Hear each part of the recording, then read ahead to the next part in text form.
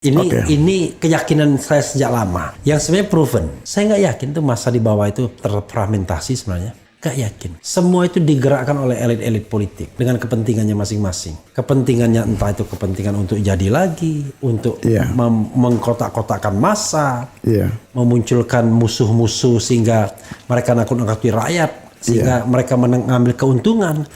Kenapa? Begitu elitnya kompak, nggak ada masa di bawah ribut lagi.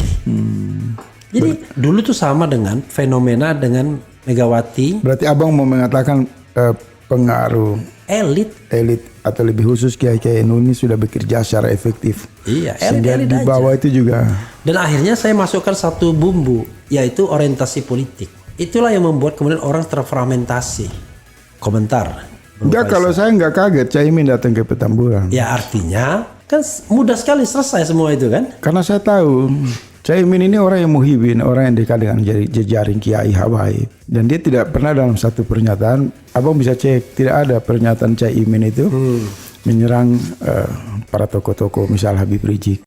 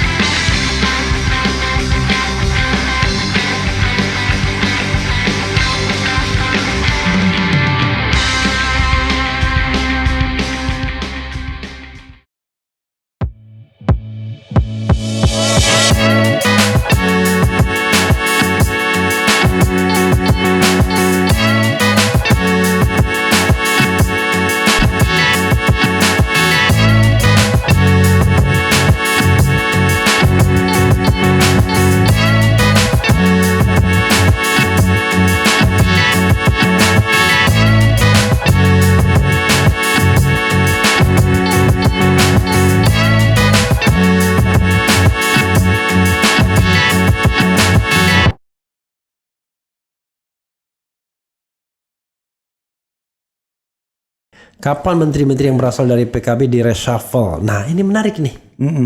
Tidak ada pembicaraan seperti ini. Atau itu taktik mereka? Jadi Nasdem dan PKB. Iya, taktik mereka. Taktik mereka adalah menunjukkan kesetiaan tidak di reshuffle. Iya. Saya tidak tahu apakah semacam Yakut itu orang PKB atau bukan. PKB. Nah misalnya kan gitu. Menarik kan? Coba. Ya itulah, coba dikomentari ya soal menteri-menteri PKB yang sampai sekarang kelihatannya aman-aman saja, sama ini fenomena kemarin untuk pertama kalinya dalam seumur hidup PKB dan Caimin. PKB itu ada 3 menteri kalau nggak salah, sekian duta besar, sekian komisaris dan lain-lain. Kalau saya jawabannya sederhana, Bang, mohon izin karena menurut saya tidak boleh ditarik. Karena yang namanya pemerintahan itu bukan pribadi punya Jokowi. Ini kadang orang salah. Jokowi dipilih sebagai presiden. Tapi struktur kekuasaan presiden itu bukan sepenuhnya milik Jokowi. APBN bukan punya Jokowi, punya nenek moyang dia bukan. Jadi tidak boleh keluar, harus tetap bertahan. Nah, tapi kita berharap di dalam dia melakukan perlawanan terhadap visi Jokowi yang menyimpang. Ya kan? Itu satu. Yang kedua, misal Yakut direkrut oleh Pak Jokowi, memang dia berasal dari PKB. Cuma Yakut ini kan berkontribusi sebagai tim pemenangan. Jadi ada kesenjangan komunikasi. Tapi juga kan rekomendasi Caimin kan, orang-orang yang masih itu mewakili PKB. Nah, tinggal mereka kalkulasi dari kepentingan politik. Kalau menurut saya jangan, tetap bertahan. Kecuali ada sesuatu pembicaraan serius, tingkat level pembicaraan Yakut menyerang Caimin ini sudah dianggap melewati red line, garis merah, boleh dong dievaluasi. Ya kan, tapi kan tidak mungkin juga Pak Jokowi ke dalam kasus Fahri Hamzah misal, PKS sudah putuskan dia bersalah, itu di level DPR loh. Fahri Hamzah sendiri tidak bisa dicopot. Nah, dan Pak Jokowi senang kalau ada dia tidak suka dengan kelompok ini, terus kemudian ada orangnya di pemerintah, kelompok ini mau copot, biasanya tidak dikasih kesempatan. Jadi biarkan saja mereka berada di dalam kabinet, karena ini bagian dari pembagian kekuasaan pada komitmen Pilpres kemarin kan. Nah, kita konsen saja kepada bagaimana penggalangan konsolidasi bagi arus perubahan ini. Atau menurut abang sendiri dari ilmu ketatanegaraan, pengalaman, abang juga harus berpendapat. Apa yang bisa abang lihat sebenarnya?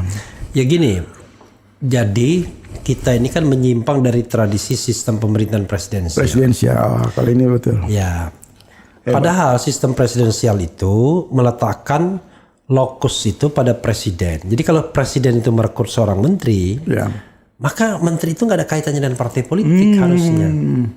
Karena dia tidak mewakili partai politik, tapi mewakili perorangan.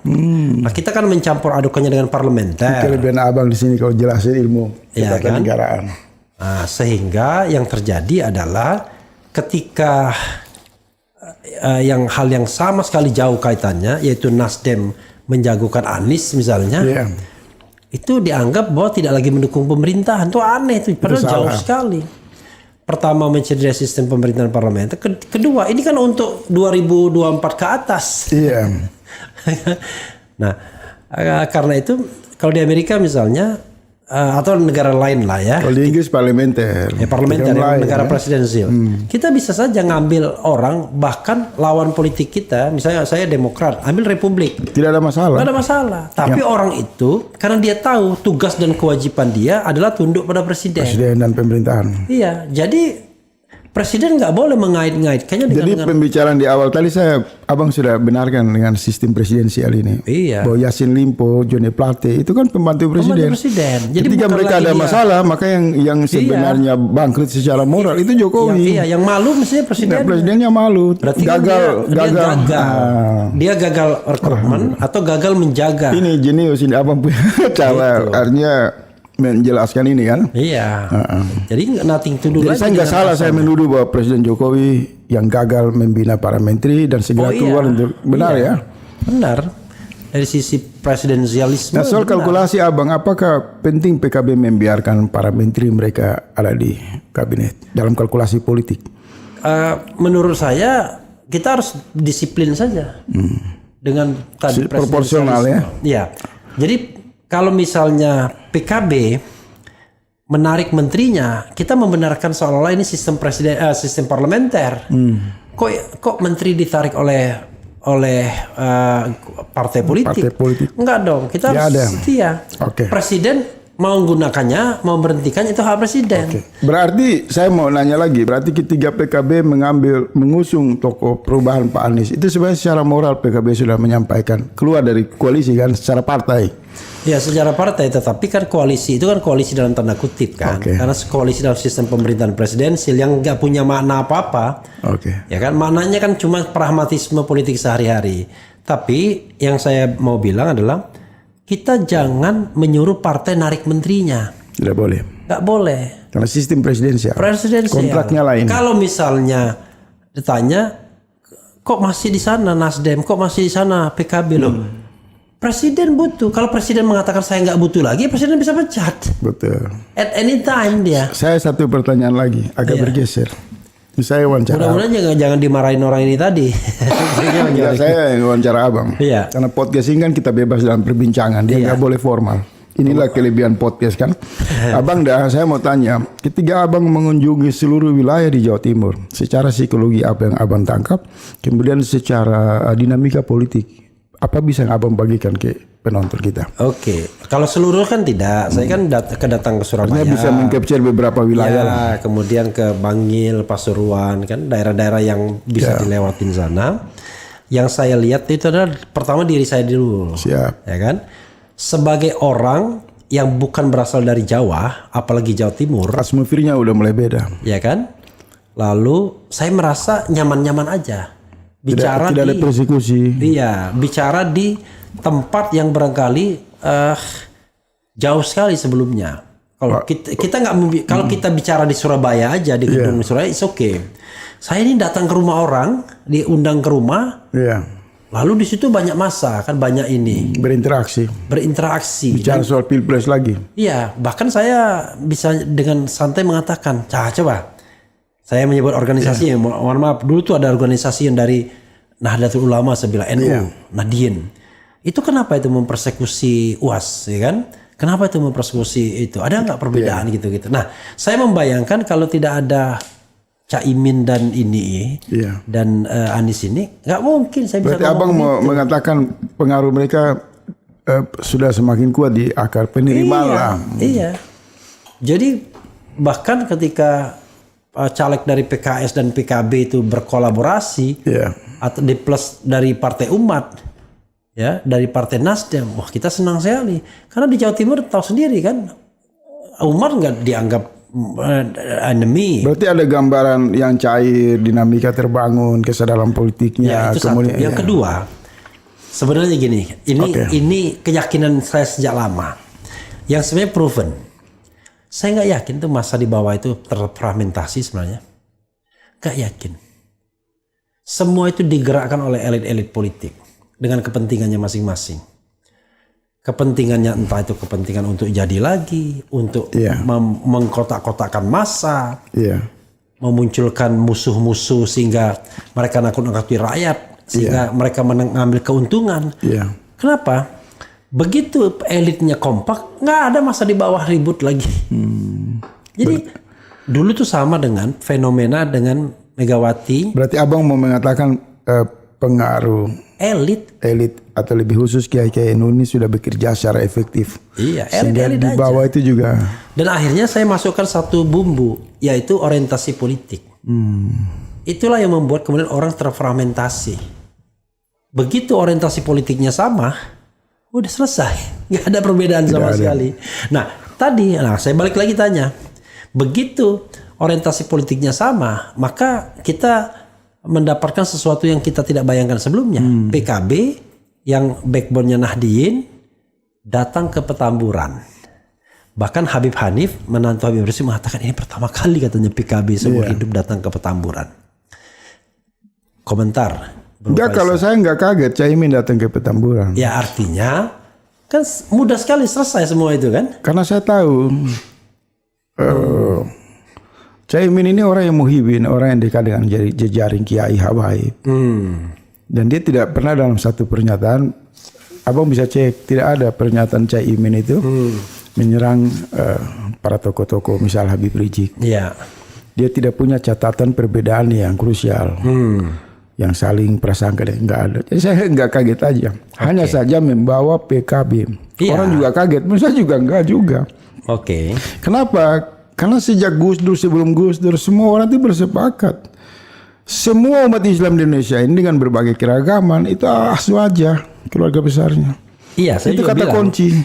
Saya bilang, padahal sama aja praktek ibadahnya, sama-sama Ahlus Sunnah wal Jamaah. Ahlus Sunnah wal Jamaah. Makanya nggak ada masalah, kita bilang. Nah, akhirnya saya meyakini satu, elit aja, perilaku elit yang punya orientasi politik berbeda. Jadi ketika elit dipecah-pecah, di bawahnya ketidakpastian ya. Karena politik patronase. Tapi kan? Saya mau bergeser juga nih malam ini, saya mohon maaf tidak kerjaan abang, saya mau wawancara sedikit juga. Apakah dinamika di PDIP dengan munculnya ada upaya suksesi Ibu Mega itu lazim nggak? Jelang waktu yang dekat untuk penetapan calon, pendaftaran calon capres cawapres. Kalau kita lihat fenomena politik ini kan ada yang dinamakan stealing the show, ya kan? Bagaimana kita bisa mencuri sesuatu dari show tersebut? Kita tahu ini ada hajatan besar yang namanya pilpres. Dalam kondisi yang biasa, barangkali omongan Guntur itu nggak akan diperhatikan orang, ya kan? Tapi dalam kondisi ada hajatan besar dan kemudian ada menjadi sensitif. Iya, jadi sensitif. dan konstelasi kemana-mana. Di mana Presiden Jokowi kan punya agenda tadi kan. Iya. Bayangkannya, kalau kita lihat dulu beberapa bulan yang lalu Guntur pula yang mengatakan mendukung Ganjar. Sebelum PDIP menetapkan Ganjar, Guntur pula yang bilang Ganjar. Padahal pada waktu itu Ganjar masih dimaki. Nah, saya melihat ada pertalian ini. Jadi atau Guntur mungkin memancing supaya lawan-lawan Bu Mega itu keluar. Siapa-siapa saja di internal dan di luar yang ingin dengan isu suksesi. Ya bisa jadi. Tapi kalau kita lihat misalnya. Karena Rudi kan ketawa, bagus kalau Ibu Mega yang ganti itu adalah Pak Jokowi, kita senang, dia kan teman. Dan, ini kan kalau saya misalnya lihat hubungan politik sama hubungan kekeluargaan itu beda banget. Bagaimana misalnya seorang Rahmawati selalu mencari patokan yang berbeda. Iya. Maka ada orang bilang juga anak ideologis dan anak biologis itu beda juga ternyata. Iya. Jadi orang menganggap yang lebih ideologis sesungguhnya Rahmawati misalnya. Nah, Guntur ini dulu waktu pemilu awal tahun 70-an awal itu, pemilu pertama di era Orde Baru, sebenarnya dia juga kampanye buat PNI kan, sebelum fusi kan. Iya. Tapi setelah itu pemerintahan Orde Baru seperti mencekal dia karena ketakutan dengan sosok dia yang dianggap titisan Bung Karno kan, badannya apanya gitu. Nah, muncullah ini mohon maaf dari keluarga Bung Karno yang sebenarnya bukan yang high levelnya. Iya, itu kan? Maksudnya. Iya kan? Yang high levelnya kan sebenarnya Rahma, kemudian Guntur yang lebih duluan kan. Sementara yang ini figur-figurannya seperti guru apa-apa yang lebih suka seni misalnya, atau Mbak Mega yang dulu sebenarnya nggak tertarik dengan politik misalnya, munculnya di sana untuk ngisi slot Bung Karno. Tapi ini jangan. Iya. Nah, cuman memang yang tidak disangka-sangka adalah ada momentum kan, 27 Juli 97, momentum reformasi 98, pemilu 99 yang membesarkan PDIP atau bekas PNI ini. Jadi kalau saya melihat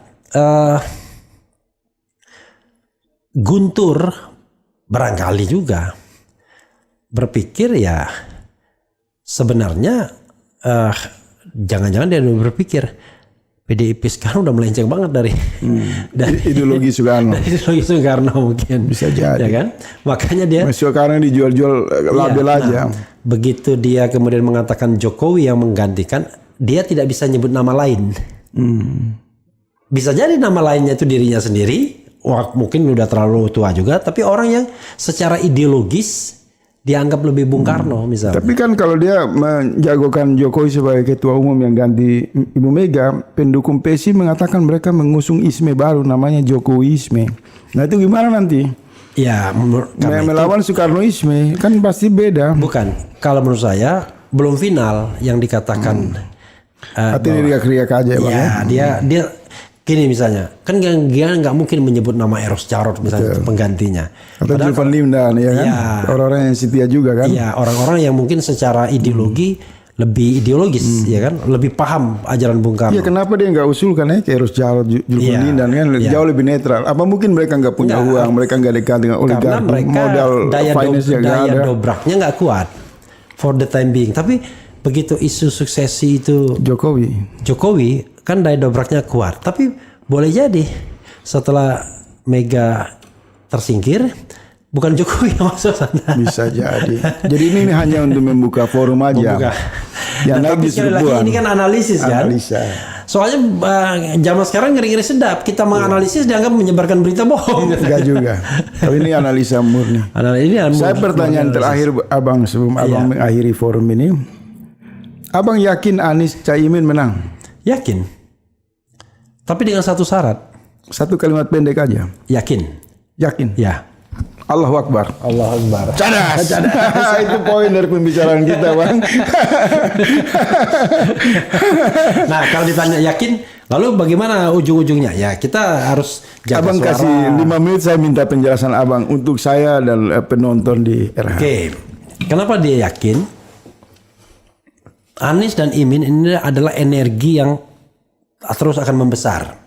Kalau dia kurva itu dia menanjak, the rising star, ya kan? Sementara ini dia matahari tenggelam. Nah, satu. Yang kedua, ya saya ada dimensi vertikalnya. Bagi Spiritual saya juga, ya membela juga. itu membela kebenaran. Ya. Masa sih Allah Subhanahu wa taala tidak mau memberikan Kalau Irham mau ini kan hati kita senang. iya kan tidak memberikan kesempatan pada bangsa ini untuk menata. Kita kan ingin menciptakan surga di dunia dan akhirat kan. Dan kita mayoritas di akhirat. Iya. kan saya bilang kan tugas pemimpin itu adalah sebanyak mungkin memasukkan warga negara Indonesia ke surga. Sehingga kita mayoritas di sana. Mayoritas surga.